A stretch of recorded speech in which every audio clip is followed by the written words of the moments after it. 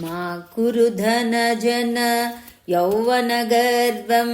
हरति निमेषात् कालः सर्वं मायामयमिदमखिलं हित्वा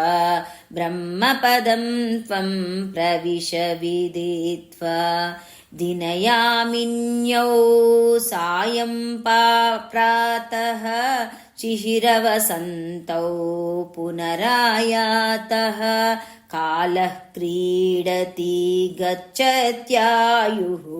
तदपि न मुञ्चत्याशावायुः काते कान्ता धनगतचिन्ता वातुलकिं तव नास्ति नियन्ता त्रिजगति सज्जना सङ्गतिरेका भवति भवानवतरणे नौका जटिलो मुण्डी लुञ्चितकेशः काषायाम्बर बहुकृतवेषः पश्यन्नपि च न पश्यति मूढो क्षुधरनिमित्तो बहुकृतवेषः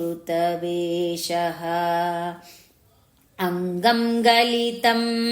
फलितं मुण्डं दशनविहीनं जातं तुण्डं वृद्धो याति गृहीत्वा दण्डं तदपि न मुञ्चत्याशापिण्डं भज गोविन्दं भज गोविन्दं